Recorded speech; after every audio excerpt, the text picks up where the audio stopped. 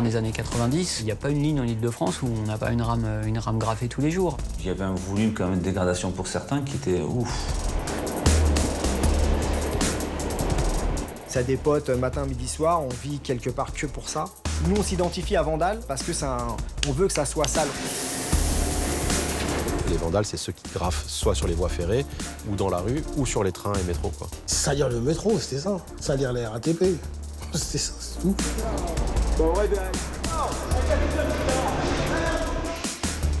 Juin 2001, on entend parler d'une espèce de grosse enquête qui se met en place. 2001-2002, c'est les années où on décide de réagir face à ce phénomène. Pourquoi? Attends, tu sais combien de millions que ça coûte chaque année, les gars? On n'a pas fait de cadeau, hein. Nous, on avait une mission à mener, on l'a menée à bien. Une soixantaine de taggeurs comparaissent devant le tribunal de Versailles pour des dégradations commises dans les transports en commun. Le préjudice s'est estimé à plus d'1,5 million d'euros. On croit vraiment que je suis un mec, presque un mafieux, quoi. On n'est pas un gang, on fait juste du graff.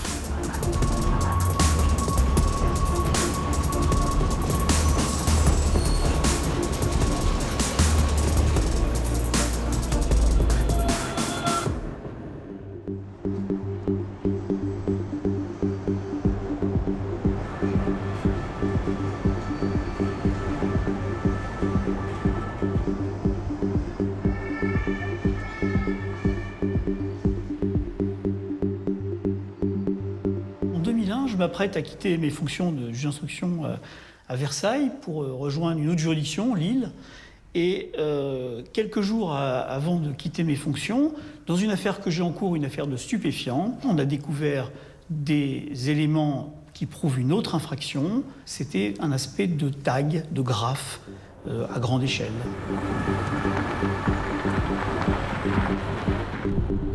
L'enquête, en fait, elle a commencé par l'arrestation de 2 personnes pour des histoires de shit, enfin, de stupéfiants. Et de là, en fait, sur des perquises, ils trouvent des magazines, des photos notamment de graffitis sur les trains, métros, etc. Vous savez ce que c'est, ce question ou pas? Ah, c'est des graphes. Il ne faut pas chercher très loin pour avoir des preuves. Sous le lit, à peine dissimulé, l'album de tous les exploits. On a découvert des pressbooks de gens qui ont photographié leurs œuvres, entre guillemets.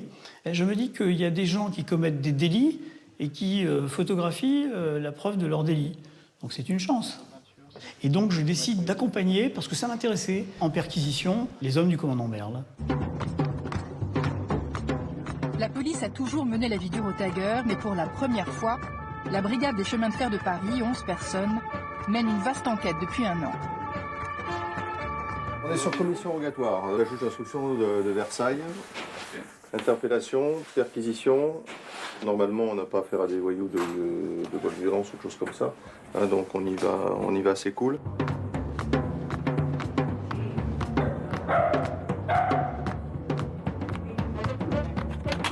C'est pas une chasse impitoyable. D'abord parce qu'on arrive à différencier, on ne met pas tous les taggeurs dans le même sac. Ce qui nous préoccupe, c'est uniquement le tag vandale et donc les gens qui, en fin de compte, commettent des dégradations et qui n'ont aucune conscience du coup engendrée par leur action. Tu sais très bien pourquoi on est là, t'es déjà attendu pour tag. On n'est pas là par... En 1994, j'ai été affecté à la brigade des chemins de fer. Notre travail était la sécurisation dans les trains de banlieue. Nous, on avait l'habitude de démanteler les bandes. C'est-à-dire qu'on avait, sur certains réseaux, on avait des bandes qui nous écumaient les trains. Du vol, des violences, des tentatives d'homicide. Le jour où on a été saisi pour l'affaire des tags, ça s'est fait naturellement. On a appliqué les mêmes choses.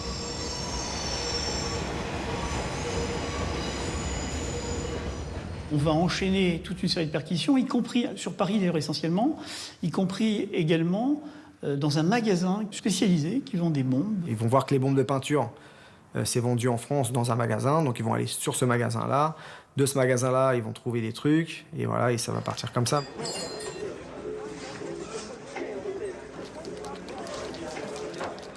J'ai tout de suite les échos de grosses perquisitions au magasin All City, police, plus agents du fisc.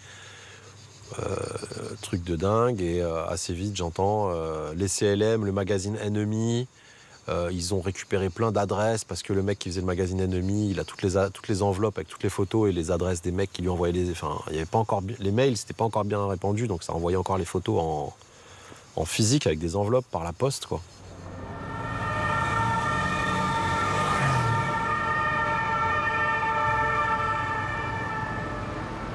Quand on savait qu'il y avait un individu qui avait été interpellé avec une certaine signature, on regardait tout son environnement, qu'il fréquentait, etc.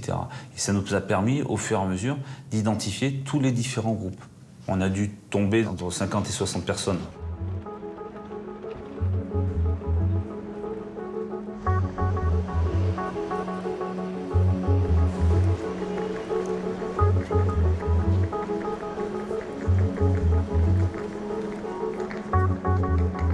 Fin 90, j'étais à la surveillance générale, donc les services de sécurité interne de la SNCF. Le graffiti était fortement présent sur la région de Paris-Saint-Lazare, sur la banlieue ouest parisienne, avec bien évidemment les trains de banlieue principalement ciblés. Et c'est là que j'ai commencé à les recenser et les photographier. Je suis un jour sollicité par ma hiérarchie, qui elle-même est sollicitée par les équipes du commandant Merle, qui nous annoncent qu'ils doivent travailler sur la base d'une commission rogatoire et qui lance des investigations pour identifier les principaux groupes de graffeurs qui agissent en Île-de-France principalement. Et l'idée, c'est de savoir si on est capable de donner des informations sur les dégradations qu'on subit. Et donc c'est là que ma base de données, finalement, va servir, en fait. Je vais vous montrer ce que j'ai conservé de cette époque-là. Toute la partie un petit peu archive de cette période. Alors là, c'est le groupe OBK, et là, on avait ciblé plus particulièrement Comer. Donc ça, c'était une rame, la Z6525, vue en gare de Paris-Saint-Lazare, le 30 novembre 2001. Ça, c'était ma date de constatation de fait. Et donc, on voit bien Comer. OBK, ils vous ont dit ce que ça signifiait, je suppose. On baisse les keufs, quoi. C'est de bonne guerre, hein. C'était comme ça.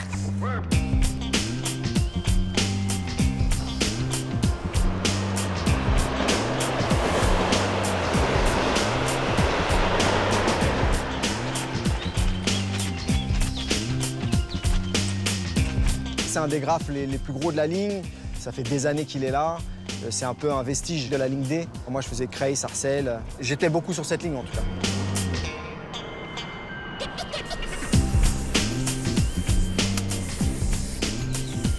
Je m'appelle Comer, OBK. OBK, ça veut vraiment dire on baise les keufs. Parce qu'on a très vite compris en fait que la police n'était pas vraiment dans notre camp. C'est pas une police qui est faite pour nous, mais c'était le bras armé de l'État, quoi. Du coup, on avait envie de revendiquer en fait ce truc-là, quoi. On baise les keufs. Bon, à la fin, ils nous a un peu baisé aussi, mais bon, quelque part. Et là, j'ai quoi, là? Je sais plus, ça fait longtemps que j'ai pas mis le nez dedans. UV.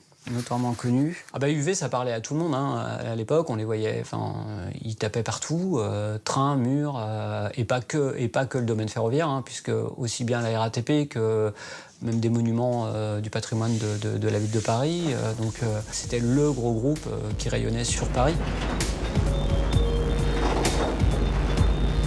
Il y a un groupe d'amis qui se forme donc de 92 à 97, et en 97, ce groupe d'amis prend le nom UV.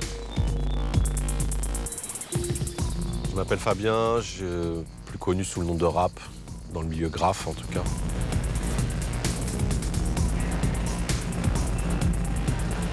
Le nom est tellement parlant, UV, ultra-violent, c'est tellement parlant que ça fonctionne tout de suite, quoi. Il y a tout de suite un bouche à oreille qui se crée autour de ce groupe. Ce groupe fait parler de lui à ce moment-là, quoi.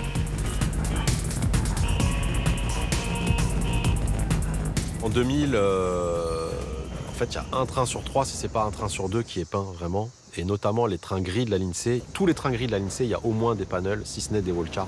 Wallcar, c'est un wagon entier. On a plusieurs wallcars qui tournent sur la ligne C. En 2001, elle se fait vraiment défoncer.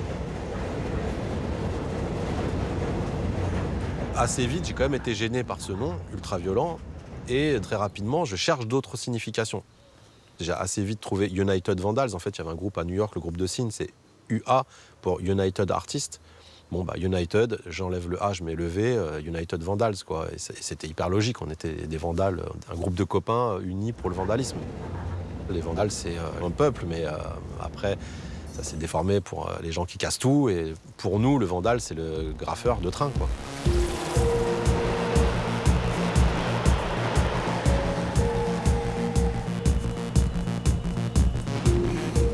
était considérés comme des fous dans le milieu du graffiti, quoi. Il y a très peu de personnes qui descendaient sous terre, avec les risques qu'il y avait. La sécurité, le voltage, les 750 volts qui circulent sur tout le réseau, etc. Les gens ne comprennent pas qu'on pouvait prendre ces risques-là, mais c'est ce qui nous animait, c'était l'adrénaline que ça engendrait. Et être sous terre, c'était encore mieux que d'être à l'extérieur. Une fois que tu es sous terre, tu es sous terre. Il y a une entrée, une sortie, quoi, quelque part.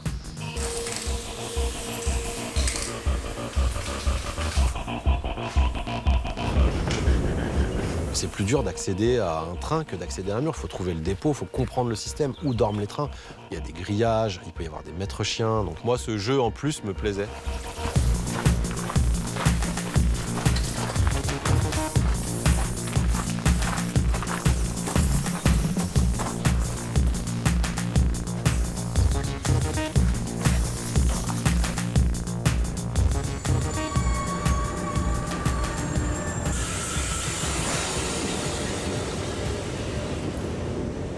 Le fait de rentrer dans une rame de train ou de métro, dans les vides entièrement recouverts, c'est crade, enfin, c'est sale, il y a des signatures partout, les sièges sont tagués ou marqueurs, etc. Ça donne un sentiment d'insécurité aux gens et aux voyageurs, ce qui est vrai. Et on rentre, on n'est pas en sécurité, on ne se sent pas en sécurité. Alors pour peu qu'on ne soit pas nombreux dans la rame, ça augmente encore plus le sentiment d'insécurité. Ça, j'en avais parlé avec eux. Et ils ne comprenaient pas, par contre. Ils ne comprenaient pas que ça pouvait mettre un sentiment d'insécurité. Ouais. Aller taguer de cette manière-là des lieux, c'est donner aux gens une mauvaise qualité de vie, un environnement qui n'est pas agréable. Tout ça pour une satisfaction personnelle. Je pense que je prenais du plaisir à faire ces tags et à embêter, pour rester poli, ces gens qui allaient au boulot tous les jours, là, c'est presque robots, ces zombies. Je pense que je devais prendre un peu de plaisir à les pousser un peu dans leur retranchement, à les embêter un peu, parce que mon moyen d'expression passait par là, justement. Et c'est comme ça que je leur disais, vas-y, on se réveille, on fait autre chose, qu'est-ce qui se passe, c'est quoi la vie, c'est quoi la société. Les tags, c'est monochrome, ça coule, c'est un peu dégueulasse. Les gens ne comprennent pas l'écriture. La démarche de taguer va forcément déranger une certaine population, des voyageurs, les entreprises de transport, etc. C'est normal. J'ai pas de problème avec ça. Je comprends même pourquoi. C'est très prétentieux, en fait, de taguer. Je m'approprie le territoire, je m'approprie les choses. C'est très narcissique.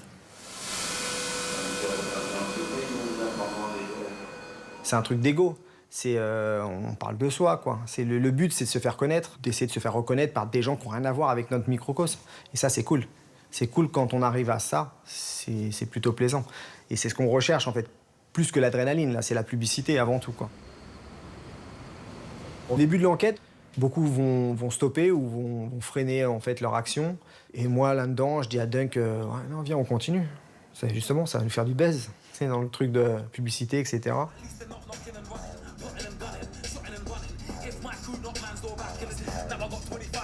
Avec la musique qui va avec, bien sûr. C'est un milieu qui concentre toute la population française, toutes les classes sociales.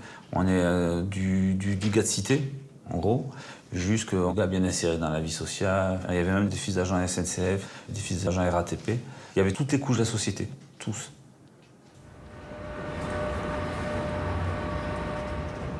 Je suis né à Argenteuil et j'ai grandi à Herblay. J'ai vécu à Herblay pendant 29 ans. C'est une banlieue assez calme, beaucoup de zones pavillonnaires, quelques petites cités HLM. À 13-14 ans, je faisais régulièrement des tags dans les trains de banlieue où je me suis fait choper. Je vais au commissariat la première fois, Conflans-Sainte-Honorine, la deuxième fois Argenteuil. Et la troisième fois, c'était le RERB Sud. Je finis au commissariat de Bourg-la-Reine ou Antony, de mémoire. Et ma mère a eu la flemme de venir, elle a dit aux policiers non, c'est trop loin, j'ai ma journée de boulot dans les pattes, vous le gardez, je viendrai que demain. Donc si je fais ma première nuit au poste, à ma 3e arrestation pour tag. Ça me fait pas reculer, ça me fait pas du tout dire qu'il faut que j'arrête. Ça me glisse dessus.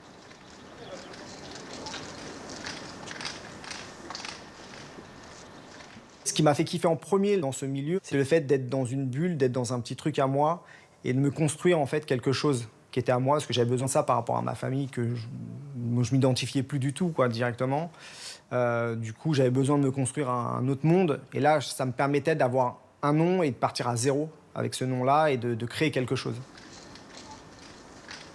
Mais c'est pas juste faire des tags, c'est un tout. C'est-à-dire c'est aller se balader, c'est découvrir de nouveaux coins en banlieue, c'est donc prendre le train, prendre une correspondance à une gare que tu n'as jamais vue, prendre une autre ligne.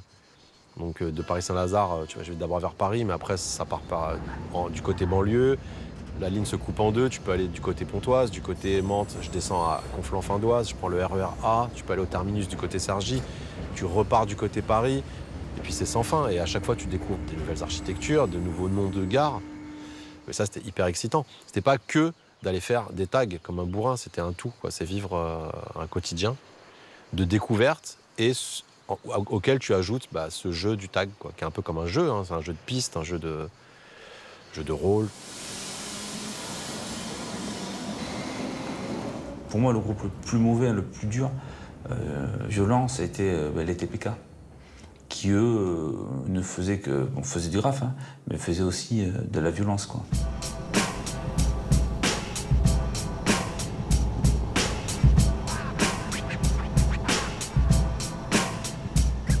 Voilà, je m'appelle Vesti, du VTPK, j'ai 44 ans et je fais du graffiti vandal.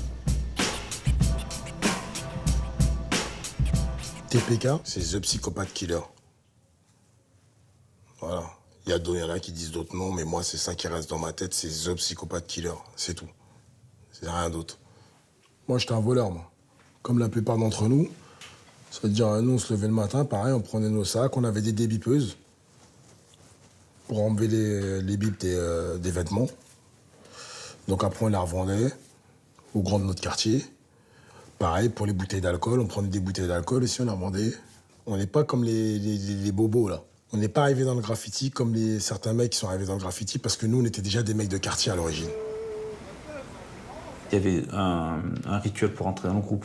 Il devait subir les assauts des autres membres du groupe pour pouvoir entrer.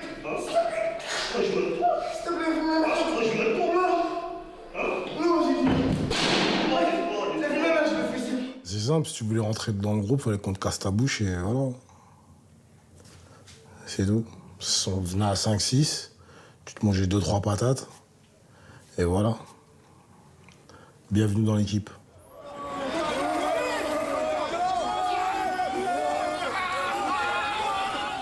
UV-TPK, c'est associé. Certains UV sont TPK, certains TPK sont UV, certains sont que UV, d'autres sont que TPK. On est amis. Ouais, ici c'est TPK, regardez bien. On est vraiment beaucoup, hein. Quarantaine, cinquantaine. Ça veut dire nous, on va partout. Admirez.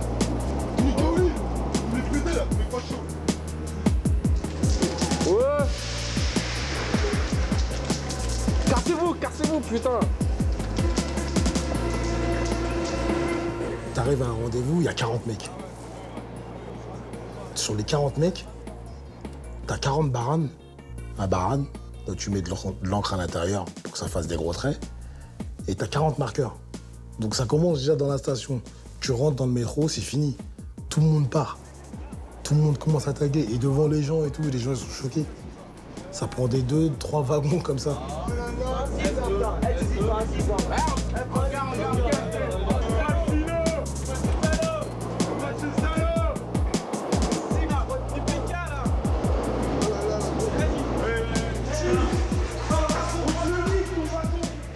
Ils étaient très craintes des orthographes. Ils agressaient les jeunes sur la petite ceinture, ils se font latter, hein, ils se font démonter. Et, et ils leur prenaient leur matériel, etc., quoi. Et ils frappent fort. Hein. Il y a vraiment des gars qui étaient vraiment méchants. Bon, quand on arrivait, des fois, les gens ils couraient, donc je préférais même ça, c'était même mieux. Comme ça, on prenait tout, après, on a juste à se barrer. Puis des fois, il y en avait qui étaient là, donc vas-y, on va dire c'était l'époque, donc 2-3 gifs, histoire d'eux. Et...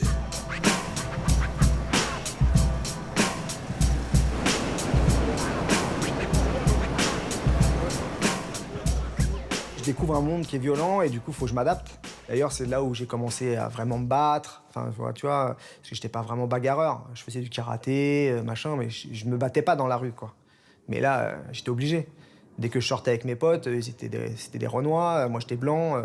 Et quand on rencontrait d'autres Renois, c'était « qu'est-ce qu'il fait là, le petit blanc ?» quoi. Ou le Babtou, à l'époque, on appelait. La violence, elle était et verbale, et physique, et tout. Donc, fallait être prêt.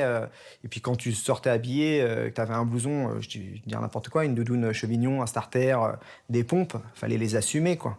Dépouiller, c'est prendre des... Mais c'est pas un truc spécifique au graphe, hein. C'est un truc qui existe. Renaud, il t'en parle dans sa chanson, là. File-moi tes Santiago, là, et ton perf, là. C'est un truc basique, c'est un truc de l'humanité, ça, hein. De toute façon... Le groupe d'Homo sapiens qui tombait sur un autre groupe d'Homo sapiens qui avait fabriqué de meilleurs outils, si les autres étaient, même avec des outils plus rudimentaires, arrivaient à les tuer et choper leurs outils, ils devaient être contents, quoi. Genre, voilà, c'est un truc basique de l'humanité. Donc dans le graphe, ça se fait, tu prends d'abord des bombes. Vu que tu prenais des bombes à tout le monde, tu peux jamais te retrouver avec les mêmes, en fait. Puisque tu prends je sais pas, t'as pris des bombes à ce mec-là, par exemple, et le mec, il a pris 5 roses. Tu vois? Et t'as pris des bombes à un autre mec, il a pris 5 oranges. On se retrouve avec des graphes toutes les couleurs, quoi, en fait. Donc voilà, quoi. C'est ça qui est dingue. Quand je regarde les vidéos 20 ans après, je rigole, tu vois.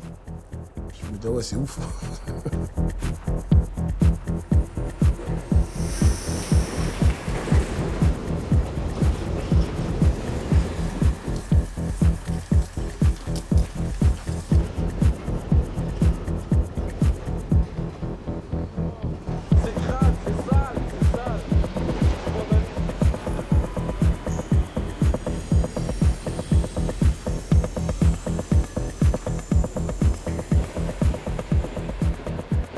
En fait, à la rentrée 2001, les perquisitions s'enchaînent, donc on est un peu tâton comme ça, on se dit waouh, ok. Moi je reprends des faux noms, parce que là sur la l'INSEE, je m'étais un peu lâché à faire. J'avais que je tournais avec 2 noms, c'est-à-dire rap et art. Je change à chaque fois, là d'un coup je repars en parano d'avant et tout. Et en juin 2002, ça toque chez moi, quoi. Voilà, je comprends direct, quoi. Les 6h du mat, ça toque à ma porte, je comprends que c'est les keufs. Et les 3 keufs autour de moi, bonjour et tout, machin, me notent, et ils commencent à perquise, donc ils fouillent l'appart. Il n'y a pas grand-chose, ils trouvent pas grand-chose, ils vont perquiser la voiture. Là, dans la voiture, ils tombent sur 1 ou 2 suites UV et 3-4 bombes, quoi. Et ils sont tout contents.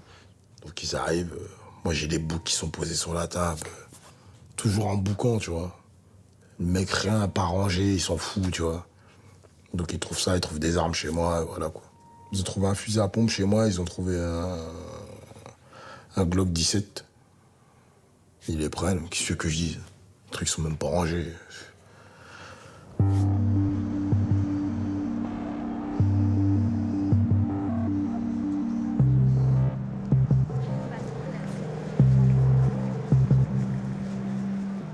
On arrive à Gare du Nord, on pénètre dans le commissariat, il m'amène dans un bureau, il y a le commandant Merle qui arrive direct, qui se présente, il fait voilà, je suis commandant Merle, il me dit de m'asseoir et il me fait un topo, genre chef, quoi, genre le boss. Donc ça va se passer comme ça, là t'es 48 heures de garde à vue, ça va, il commence par ça va rap, tu vas bien, c'était les UV, ça va et tout, machin. Donc vas-y, assis-toi, et il me fait le topo. Il commence à me poser des questions. Alors c'est toi rap, c'est toi ci, c'est toi ça. Non, c'est pas moi. Moi, je lui sors un truc, les UV, ouais, en fait, je lui dis, je suis à UV, je suis affilié au UV, mais moi, mon tag, c'est Vance, en fait. J'avais jamais prévu, moi, d'histoire à dire, mais spontanément, sur le coup, je dis, en fait, il y a une confusion. Moi, j'ai arrêté. Je suis pote avec le UV, mais j'ai arrêté. Je suis Vance, je faisais Vance en 95-96, mais en fait, j'ai arrêté depuis, quoi. Moi, je suis resté sur cette histoire-là, donc c'est ce que je leur raconte et je bouge pas de ça. Donc rap, UV, c'est pas moi. Directement, ils disent que mon pote, ça me sait, il m'a déjà balancé.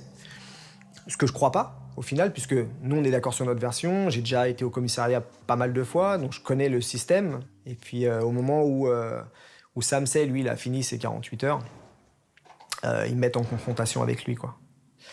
Et c'est là où tout bascule.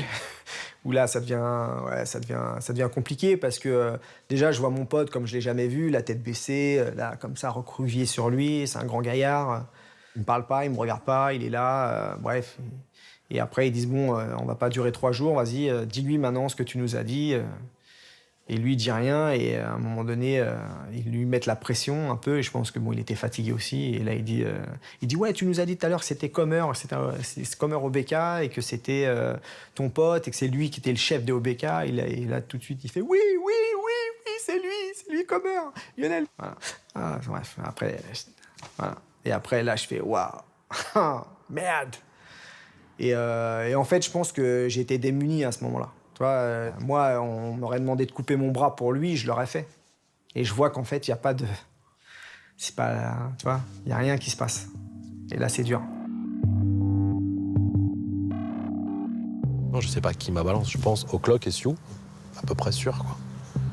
Bah, O'Clock, en fait, je l'aimais pas avant, déjà, ça m'a même pas étonné, en fait. Moi, quand j'ai su ça, je me suis dit, bah, j'en veux même pas. Et pour moi, c'est une merde, quoi. Moi, j'étais bien avec un mec des T27 que je connaissais, tu vois. C'était O'Clock. Tu venais dans la rue à Paris, tu voyais pas un endroit où tu voyais pas un O'Clock. Même moi, des mecs de mon quartier qui ne connaissent rien du tout au graffiti, ils me disent, mais c'est qui celui-là Ça, je le vois partout, lui. Et parce qu'il était vraiment partout.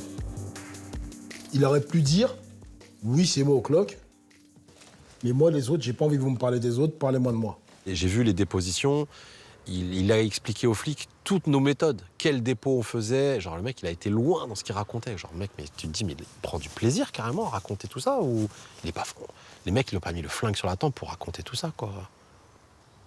Le mec, apparemment, est-ce que c'est une folie, tu vois, un truc un peu. Ou est-ce que, je sais pas. Ils lui ont fait boire le sérum de vérité, j'en sais rien. Allez tout raconter, donner les numéros de téléphone, les adresses, les machins. Oh, on va où, là? Là, on parle de graffiti, là. C'est du graffiti. T'écris sur les murs, t'as pas braqué une banque, t'as tué personne. Tu vois ce que je veux dire ou pas? Ce sont pas des gros truands, hein, donc 2 jours de garde à vue, c'est fatigant quand même. Donc ils dorment pas beaucoup, surtout dans les locaux où on était, nous, hein, c'était fermé. Hein. Enfin, on était en sous-sol, il y avait toujours de la lumière. Puis après, on a les éléments, quoi. Je veux dire, on va pas aller chercher la fleur au fusil. Je suis le seul à pas avoir avoué ce qu'on me reprochait, en gros, quoi, tu vois. Les autres ont au moins avoué pour eux, quoi. Sans aller balance d'autres mecs, mais ils ont au moins avoué pour eux, quoi. On a dû tomber entre 50 et 60 personnes. 56 ont été déférés à la justice. Hein.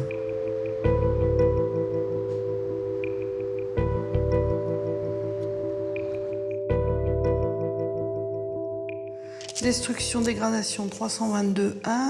Mais on est comme ça, nous, on n'a rien dans la tête, mais on sait où il faut les chercher. Détérioration, le fait de tracer des inscriptions, des signes sans autorisation sur les véhicules, les voies publiques ou le mobilier urbain. J'arrive en poste en 2001 au tribunal de grande instance de Versailles. J'ai pris attache quelques semaines auparavant avec mon prédécesseur, Monsieur Ramael. On a fait un petit tour d'horizon du cabinet d'instruction qui, je crois, comportait 120 dossiers. Et parmi ces dossiers-là, ce dossier, dégradation volontaire en réunion, qui concernait des jeunes qui ne voulaient pas se conformer aux règles sociales. Et là, il fallait apporter une réponse claire et significative pour que les auteurs qu'on a interpellés arrêtent de commettre ces faits et commencent à en répondre. Sans grande surprise, hein, je sors sous contrôle judiciaire avec un truc super cintré. On n'a pas le droit de prendre les transports en commun, on n'a pas le droit de se voir entre nous.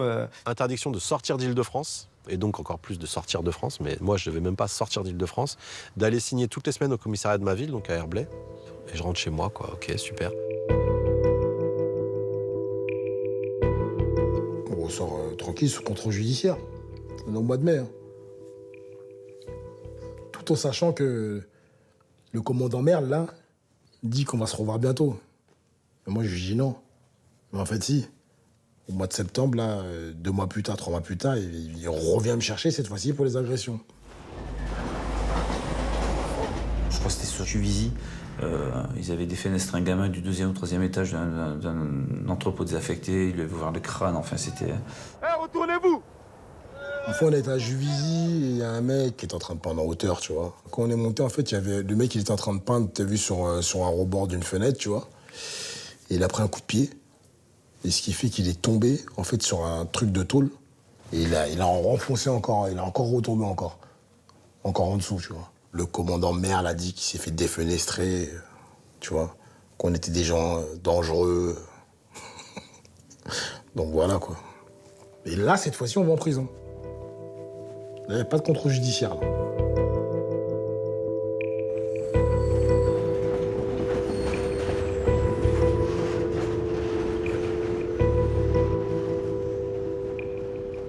direction de l'entreprise a suivi avec intérêt cette affaire-là. La preuve, c'est qu'ils m'ont détaché moi en tant qu'agent à temps complet sur cette opération-là. Donc là, vous allez voir comment se présentait un principe de facturation. Hein. Donc c'était un mémoire des sommes dues, c'était une estimation du préjudice subi sur une rame. Donc là, on est sur une rame de la région Paris-Saint-Lazare, mais ça, c'est pas une photo que moi j'ai prise et que j'ai estimée. Ça, c'est des éléments qui m'ont été transmis par les services de police parce que du coup, on y voit le graffeur en action. Donc là, on est sur 6 mètres carrés, on est sur un montant de 654 € pour le coût du nettoyage.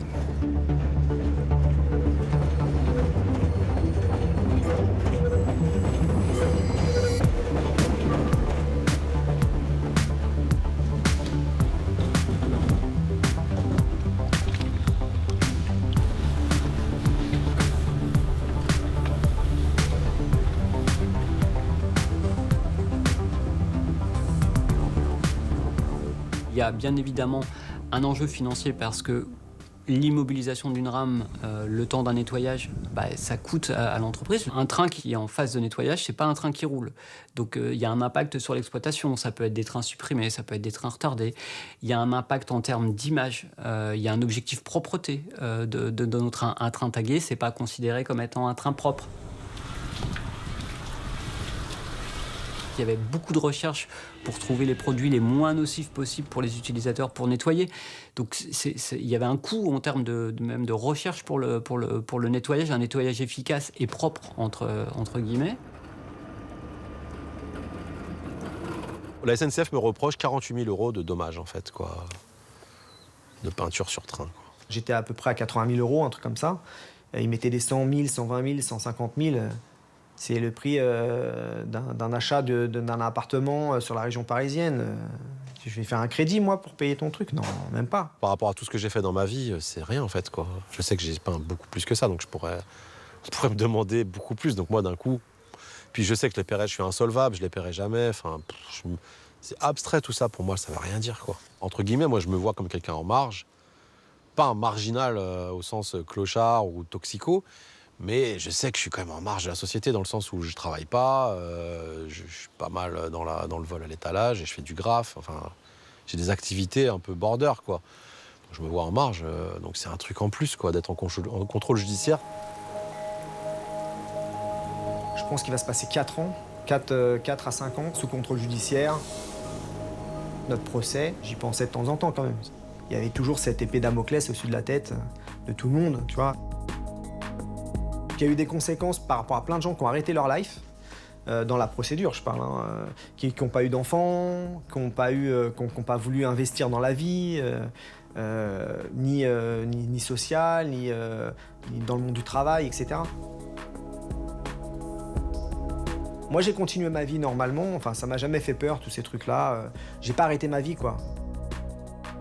Je suis en contrôle judiciaire. Je fais du graphe beaucoup moins qu'avant, mais je fais beaucoup de photos, mais je vais quand même faire des graphes parce que j'aime ça. Et que de temps en temps, j'ai envie de grapher, ou que de temps en temps, un mec comme Tran, qui est plus jeune et beaucoup plus motivé, et qui se sent pas d'arrêter, me propose d'y aller et j'y vais.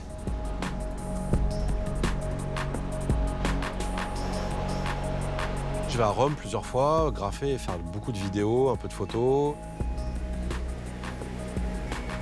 À un moment donné, je vais à Copenhague. Même 2 fois, j'y vais une première fois en 2004 à Copenhague, ça se passe bien. On y va à 3 et on y retourne, on y va à 5.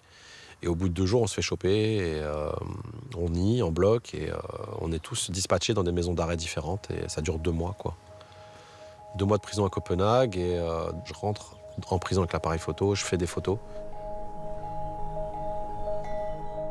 Et quand j'arrive à Paris, à Roissy, 2 bleus qui m'attendent et qui m'amènent au commissariat pour une vérification d'identité parce que les Danois les ont appelés. Et ils leur ont dit qu'il fallait... leur ont demandé déjà s'il y avait des brigades spécialisées. Eux leur ont dit non, on n'est pas au courant de ça. On va juste faire une vérif d'identité en arrivant sur le sol français. Donc ils ont vérifié. J'avais pas de fiche Schengen, pas de fiche de recherche, rien. Mais en fait, c'était là pourquoi, en fait. Et je leur explique, je leur fais... Je viens de faire 2 mois de prison au Danemark pour du graphe. Ils me font, mais t'es sérieux? Ils sont débiles, ces gens, pour du graphe, de prison et tout. Mais c'est des cons et tout. Les bleus qui me disent ça à Paris, quoi.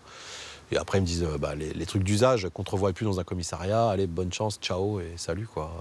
Alors que je suis en contrôle judiciaire, en fait, quoi. Et en fait, assez vite, tu t'aperçois, tu te dis que l'affaire, elle est peut-être en stand-by, presque, tu vois. Il n'y a plus personne aux commandes, quoi. Je pense que plein de gens devaient se dire, mais c'est fini, il n'y aura plus rien. Jusqu'au jour où on a reçu la convocation, quoi.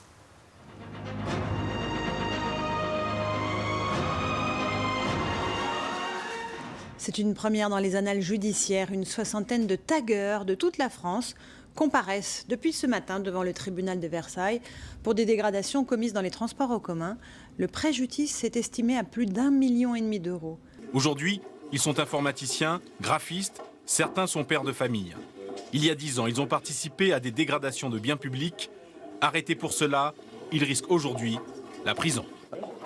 C'est une audience qui rassemblait donc 56 prévenus, des gens qui ont été poursuivis pendant des années. Le début de cette enquête, c'est 2001. La comparution devant le tribunal de Versailles, c'est 2009. Donc une très forte charge émotionnelle pour des gens qui ont été poursuivis pendant des années.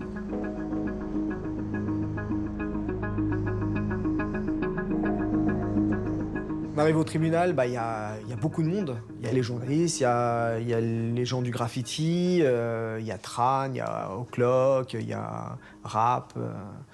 Je me retrouve devant le tribunal avec des gens que je connais, d'autres pas. Certains en costume, moi j'avais juste mis un polo, tu vois, enfin, le jean polo, un petit effort, tu vois.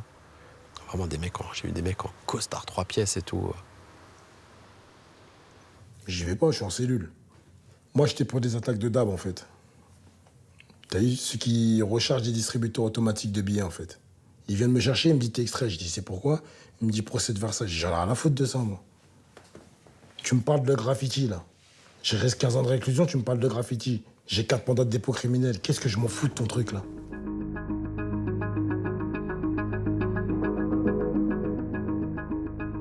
La justice que je connais, elle est partiale. Elle n'est pas impartiale comme elle prétend. Elle a un parti pris avec l'État. On sait que la RATP, SNCF, c'est des produits d'État, quelque part. Enfin, ils ont des grosses parts. Donc on s'est dit, ça y est, on est foutus.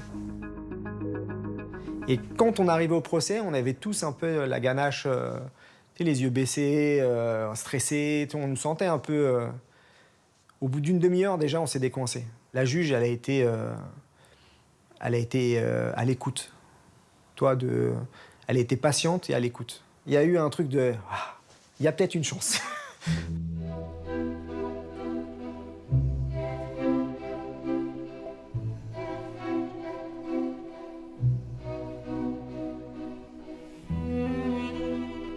Je savais qu'il y avait 56 prévenus. Et ma très grande surprise quand je suis entrée dans la salle, c'est de constater que toutes les chaises étaient occupées, ce qui signifiait que tous les prévenus comparaissaient, tous vêtus correctement, se levant quand je suis entrée dans la salle, enfin s'asseyant quand j'ai dit s'asseoir. À la lecture du dossier, on avait vraiment l'impression que c'était d'affreux jojo. C'est pas ça du tout. Des garçons qui, pour certains, étaient des artistes. Et j'étais quand même hautement consciente que ce que j'avais à juger, c'était des dessins faits à des endroits où on n'avait pas le droit de dessiner. Et c'est vrai que ça me donne envie de sourire, parce qu'il y a des choses tellement plus graves. J'ai jugé dans ma vie des violences physiques, des choses vraiment affreuses. Là, c'était du dessin. Je me souviens très bien de l'enquêteur qui en avait fait un peu l'affaire de sa vie à cette période, qui lui voyait quelque chose de grave dans ces faits. Un procès qui est une première au niveau européen, puisque cette enquête a permis de démontrer qu'effectivement ces groupes étaient tous en relation les uns avec les autres et pouvaient sévir aussi bien sur l'ensemble de la France qu'à l'étranger. 7 ans après, il était motivé de rajouter des trucs, quoi. Tu sais, vraiment, il était motivé dans son taf, quoi, de raconter. Les UV, ils ont fait ci, ils font plein de graphes, ils font ça. Ils sont organisés, ils faisaient des vidéos, ils faisaient du business avec des vidéos de graffiti. Ils ont fait une marque de fringues, ils se faisaient de l'argent sur tout ça. C'était un business. Mec, il est à fond, il est sérieux, quoi. Il est certain qu'il fallait mettre un terme à ces jeux interdits, on va dire. Même si c'est pas méchant, parce que on sentait que tant qu'il n'était pas pris, eh bien, il continuait et de mieux en mieux. Donc, il fallait mettre un terme. Il fallait dire « stop, vous arrêtez les gars ». Et une sanction, pas très lourde, une sanction quand même, j'ai condamné à 1 500 €. De mémoire, j'ai eu 1 500 €. Pof. En fait, elle n'a pas voulu nous dire non-lieu complet, parce que c'est pas vrai, il n'y a pas de non-lieu de toute façon, mais c'était tellement mal foutu tout ça, et les avocats avaient tellement démonté le truc. La police estimait qu'en saisissant les books et les carnets de croquis des graffeurs, elle allait établir la preuve de ce que des graffitis avaient été illégalement réalisés. La réalité est tout autre. C'est pas parce que vous avez pris une photo, par exemple, d'une peinture sur un mur que vous êtes l'auteur de cette peinture. C'est le b.a.-ba, en fait, de cette défense. Au parti civil, il y avait des demandes faramineuses. Des dommages et intérêts, mais astronomiques. 30 000 pour machin, 40 pour celui-là. Les sommes qui étaient demandées par les sociétés de transport étaient surévaluées dans des proportions énormes. N'étaient présentés que des devis et pas des factures d'effacement. Je regardais bien s'il y avait une facture. Il ne suffit pas de demander une certaine somme, il faut rapporter la preuve du dommage. Et c'est comme ça que j'ai réussi, parce que vraiment, j'y tenais, à minorer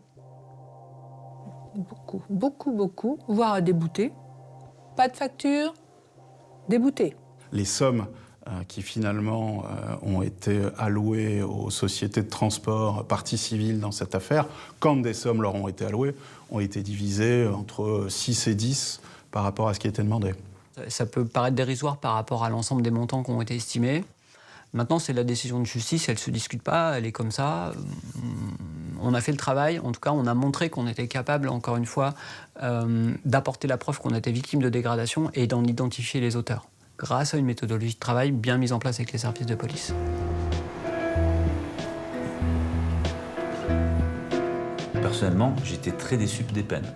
Il n'y a pas eu pas de la prison ferme, il faut être clair, mais au moins des peines assez exemplaires, soit de la prison avec sursis, avec des amendes à la hauteur des faits.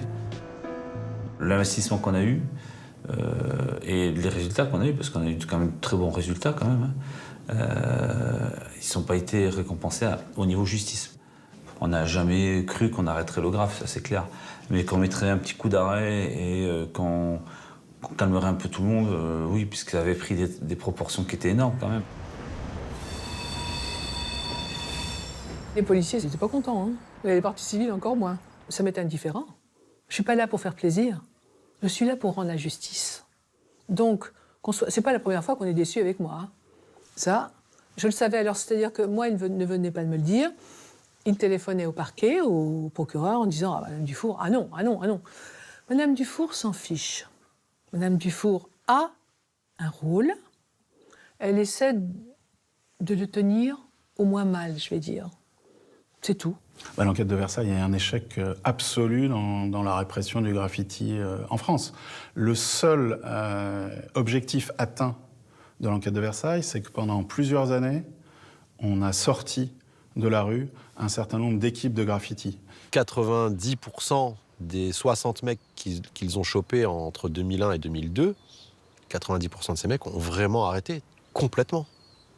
Complètement, ils ont juste été travaillés, ces gens. Ils se sont mis droit dans leurs bottes, tout droit, je vais travailler, quoi.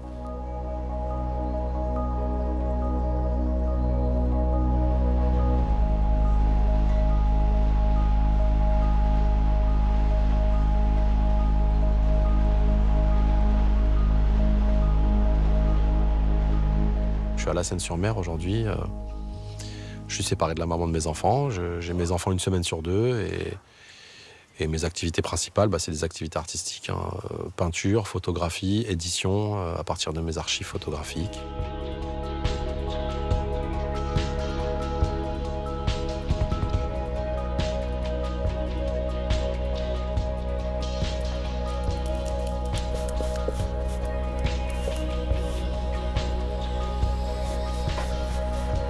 J'ai fait tellement de peintures éphémères que j'ai envie qu'aujourd'hui mes peintures elles restent dans le temps, qu'elles aillent plus loin que moi en fait, quoi. Je peins essentiellement sur de la toile, hein, sur de la toile enduite, quoi. C'est un travail qui évolue, quoi. C'est une évolution de mon travail en tout cas.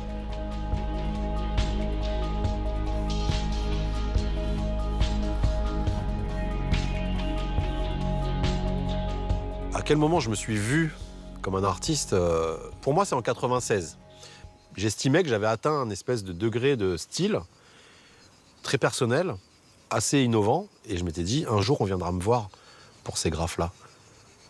Bon, après, le reste a été complètement dit, j'avais rien imaginé ça a été complètement différent, Mais je peux te dire que je m'étais dit ça en 96. Un jour, on viendra me voir pour ça parce que c'est artistiquement valable.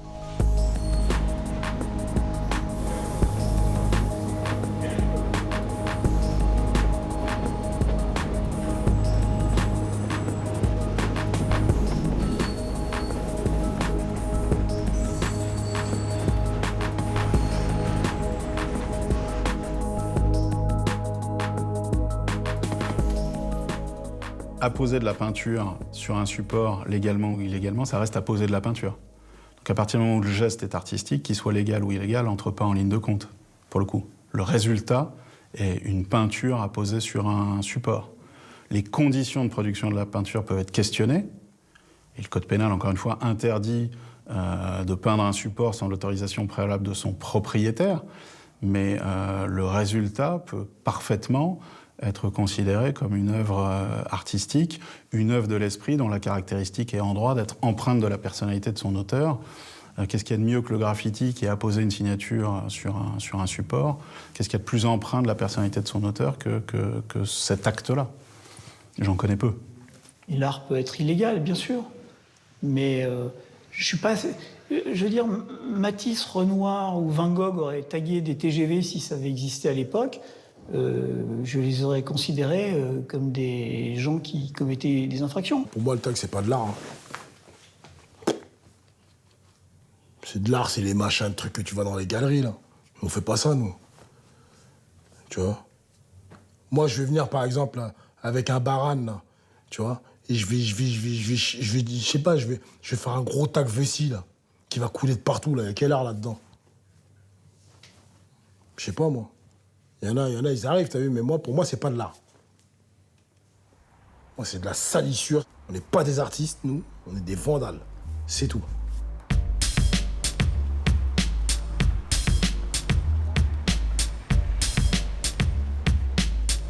Putain, la vie de ma mère, je pensais que c'était éteint, moi, comment c'est éteint, en fait? Ah ouais! Ça arrive, les gars, ça arrive. Putain, ça arrive de ce côté-là.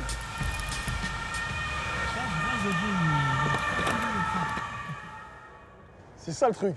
C'est qu'ils arrivent des deux côtés. Ils peuvent même arriver de ce côté-là, tu vois.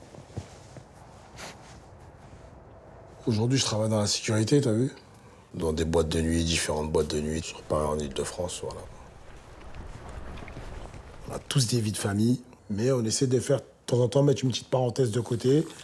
Et vas-y, on va aller faire un petit truc avec les poteaux, tu vois.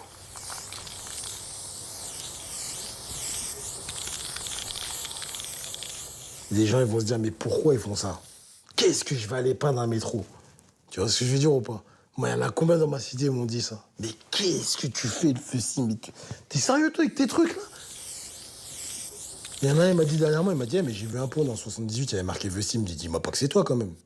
Il m'a dit, la vie de ma mère, t'as pas fait ça, quand même, c'est pas toi. Je lui dis, ma parole, c'est moi. Il dit, t'as repris, là, t'es sérieux, là? Alors que le mec, il a mon âge. Tu vois ce que je veux dire ou pas? Mais je lui dis, bah ouais. Il me dit, mais t'as honte, pourquoi tu fais ça? Il me dit, en plus, ce truc, il est énorme et tout, tu vois? T'as capté? Mais c'est une passion. C'est comme ça.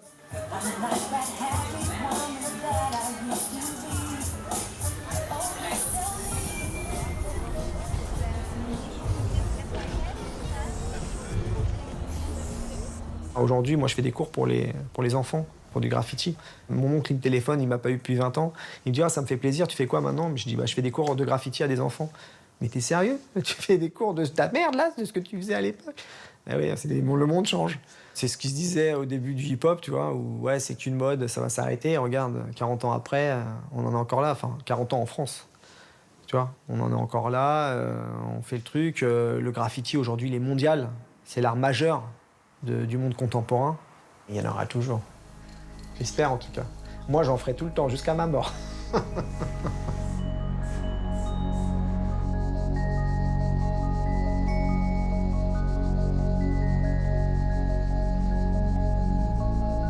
Si j'étais né dans un autre milieu social et que les parents m'avaient éduqué d'une autre façon, mis au conservatoire, il y aurait pu y avoir d'autres pistes, quoi. Mais je suis tombé sur ce mouvement et c'est par là que je me suis exprimé, je me suis épanoui pratiquement, quoi. Je pense avoir eu la chance de le vivre. J'étais là à ce moment-là Et je pense que c'est une force par rapport à mes propositions artistiques d'aujourd'hui, qui ne sont pas du tout arrêtées et dont j'espère qu'elles vont aller beaucoup plus loin, quoi, d'ailleurs.